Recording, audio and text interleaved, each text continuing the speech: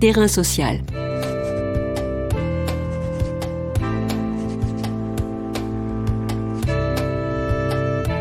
Hugues Chevarin. Jérôme Bachet. Jérôme Bachet est historien, maître de conférences à l'École des hautes études en sciences sociales et enseigne également à l'Université autonome du Chiapas à San Cristóbal de las Casas. Au Mexique, il s'intéresse aux mouvements zapatistes et aux formes d'organisation alternatives qu'il met en œuvre. Son approche comparatiste l'amène à réinterroger la question de la modernité et une plus juste place des apports de l'Occident. Avec le réchauffement climatique, la crise du monde globalisé et la pandémie Covid-19, l'humanité fait face à des défis planétaires. Ces bouleversements, d'une ampleur sans précédent, menacent le vivant sous toutes ses formes. L'effondrement, cette voie à sens unique, est-il inévitable ? L'humanité saura-t-elle, dans un sursaut salutaire, s'engager sur d'autres voies ? L'historien Jérôme Bachet, analysant les contradictions, les tensions inhérentes au capitalisme, construit l'hypothèse d'inévitables basculements d'où émergeront d'autres mondes, d'autres gouvernances, d'autres rapports au vivant. Terrain social aujourd'hui s'interroge sur la nature de ces possibles désirables. Terrain social. Bonjour Jérôme Bachet. Bonjour. Un porte-conteneur en travers du canal de Suez et l'incendie d'un data center à Strasbourg. Selon vous, ces deux événements sont-ils les symptômes d'une maladie mortelle pour l'économie globalisée ? Et j'ajouterai, faut-il être au bord du précipice, la crise sanitaire, et là je vous cite, pour donner consistance à un imaginaire alternatif ? La question effectivement du porte-container, c'est effectivement un blocage significatif des flux indispensables au fonctionnement de l'économie mondialisée.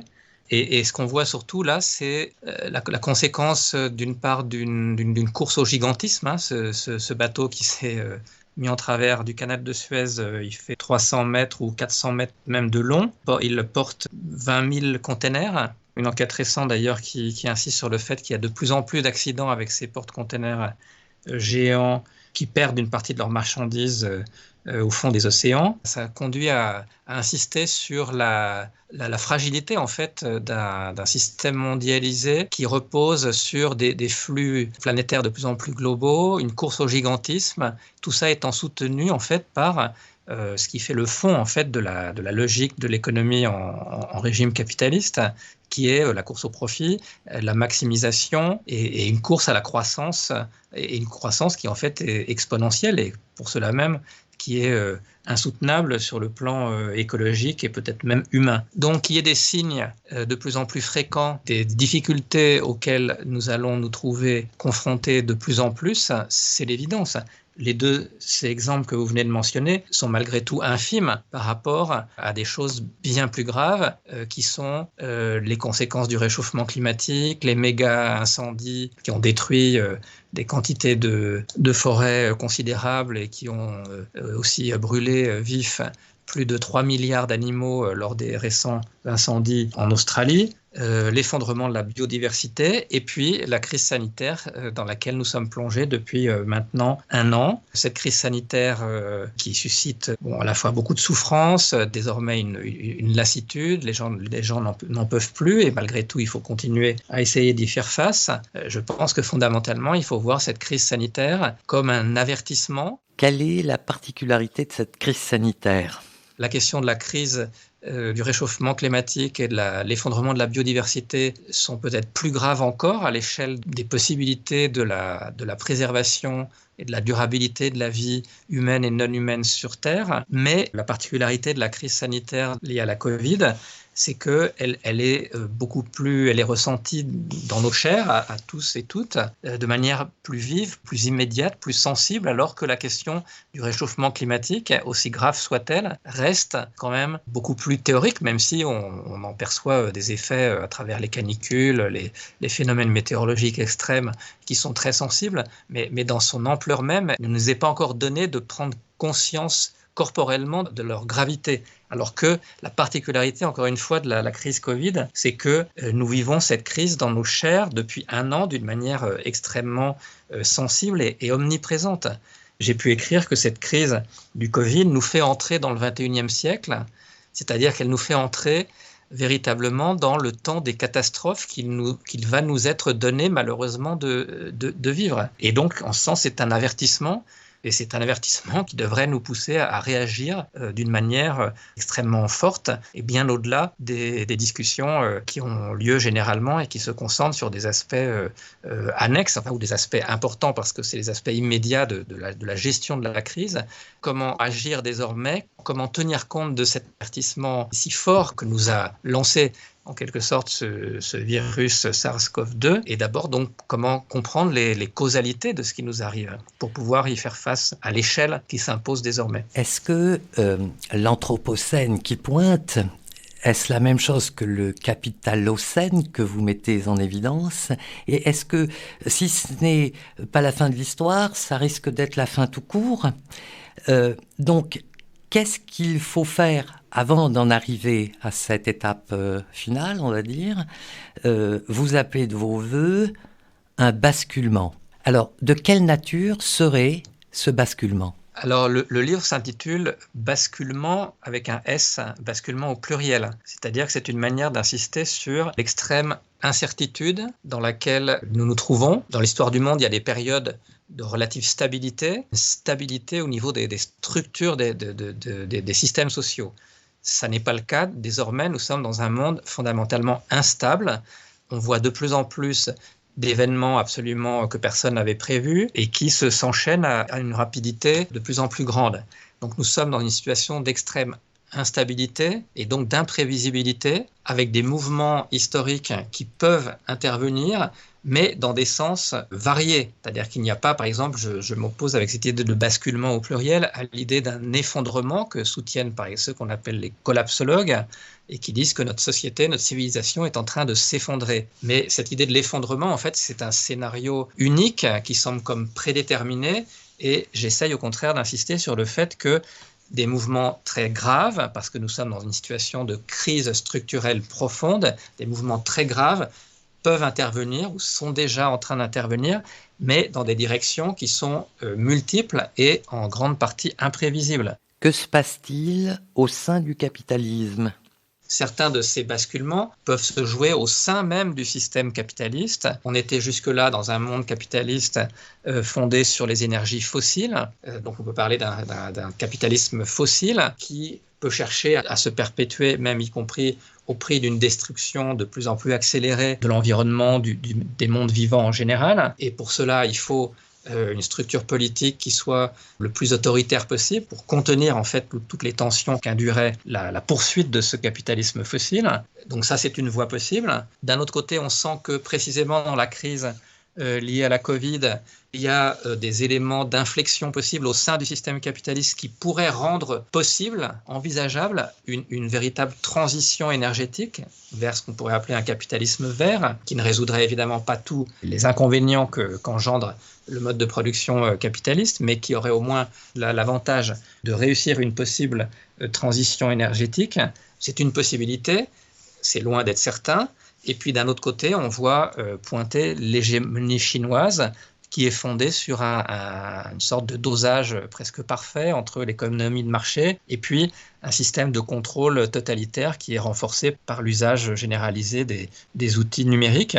Les outils numériques ont proliféré dans l'ensemble des régions du monde et c'est une des tendances que la crise du Covid a fortement accentué. Donc des basculements possibles dans des directions diverses au sein du système capitaliste, mais tout ça ne nous sort pas de cette logique d'une croissance exponentielle, d'une maximisation, d'une logique quantitativiste qui perd en fait le sens des réalités humaines. Et c'est pourquoi, dans cette crise et face à l'avertissement qui nous est lancé par le virus et par tout ce qu'il déclenche, il y a aussi la possibilité d'un basculement que j'appelle post-capitaliste vers en fait un sursaut d'une humanité qui n'accepterait pas les conséquences de ces logiques productivistes et qui chercherait en quelque sorte, dans un sursaut ultime, à sauver la possibilité d'une vie digne, à la fois pour les humains et aussi pour l'ensemble des êtres vivants, humains comme non humains, sur cette planète avant qu'elle ne soit conduite à une destruction quasiment totale, ou en tout cas qui rende la vie,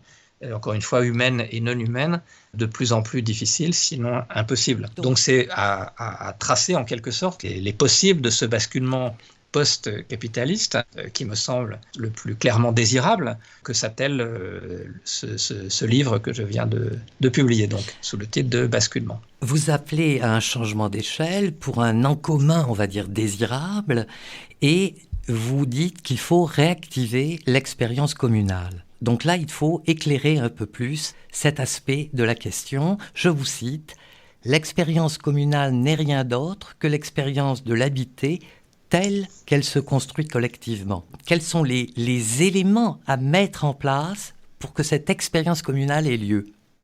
L'expérience communale, c'est repartir du local, du cadre effectivement communal qu'on connaît bien en France et qui a existé historiquement dans beaucoup de cultures, mais qui a existé aussi dans l'histoire de France, puisque nous célébrons en ce moment les 150 ans de la Commune de Paris, qui a été l'une des matérialisations dans ce pouvoir populaire, dans cet autogouvernement populaire pendant 72 jours dans ce qui était à l'époque l'une des capitales du monde, l'une des plus grandes villes du monde, Paris, qui a montré en quelque sorte la voie de cette autre politique, de cet autre mode d'organisation qui ne partirait pas de l'État centralisé, mais qui partirait des réalités locales, des quartiers, des arrondissements et des villes elles-mêmes, aussi grandes soient-elles, dans le cas de Paris à l'époque de la Commune de 1871. Voilà ce que c'est, et ça rejoint, me semble-t-il, quelque chose qui est toujours extrêmement actuel, qui s'est exprimé dans la crise des Gilets jaunes, par exemple, avec une volonté de recréer des communautés politiques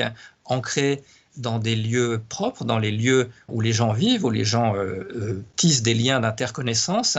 Et c'est à partir de ces lieux qu'il est possible de repenser une forme d'organisation politique à partir d'assemblées populaires ou de toute forme d'autogouvernement populaire, c'est-à-dire qui soit fondée sur la reconnaissance de la capacité de tout un chacun à participer, à prendre en charge son destin et le destin collectif pour construire des formes de gestion de la ville, des problèmes qui se posent, de l'organisation de la production dans ces lieux, etc. etc.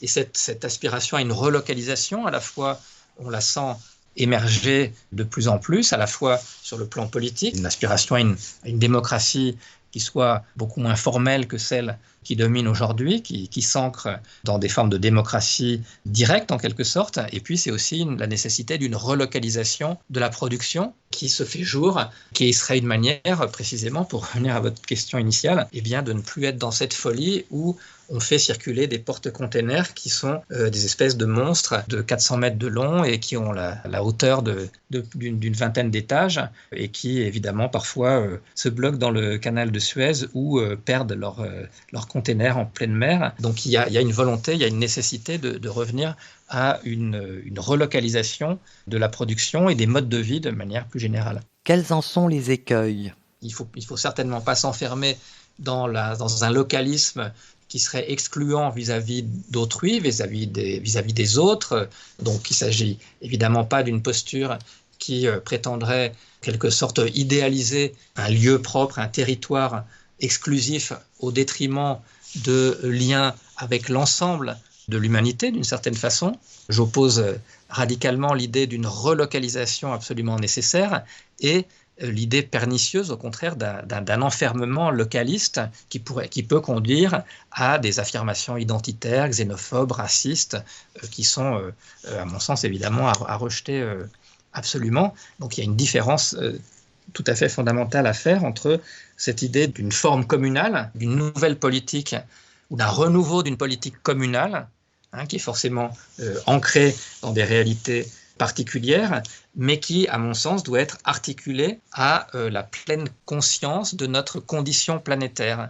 Nous sommes des êtres planétaires, nous appartenons à une communauté planétaire qui est celle de tous les humains, mais qui est aussi celle de tous les habitants de la planète Terre, qu'ils soient humains ou non humains, animaux, plantes, etc., ou bactéries, qui sont des composantes absolument essentielles de notre propre vie, à nous aussi comme êtres humains. Vos propositions ne vont pas sans quelques critiques, sans quelques oppositions. En particulier, vous abordez la question du grand soir versus les petits îlots.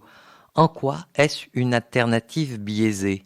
J'entends bien que on ne peut pas envisager ce basculement post-capitaliste uniquement à partir de ce qui pourrait précisément être qualifié de petits îlots. Ça c'est la caricature que les adversaires de cette position font.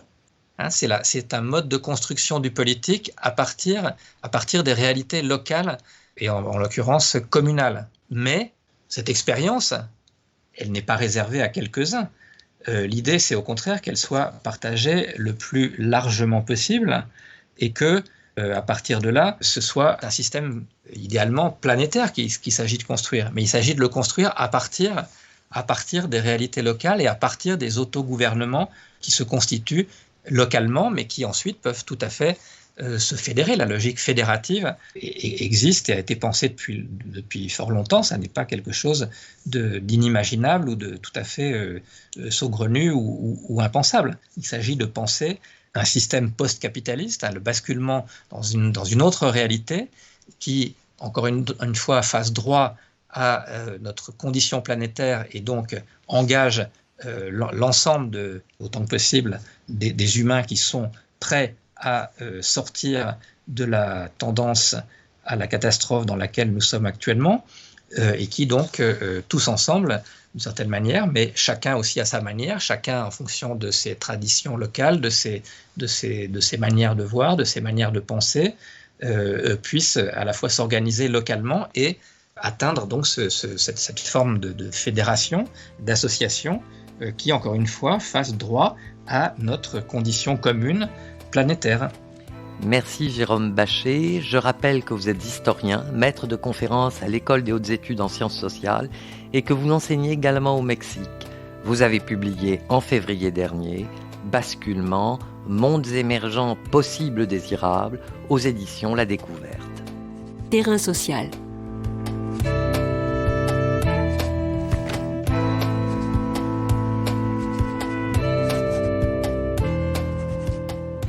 Tous les podcasts du chantier sont à retrouver sur lechantier.radio et sur les plateformes d'écoute.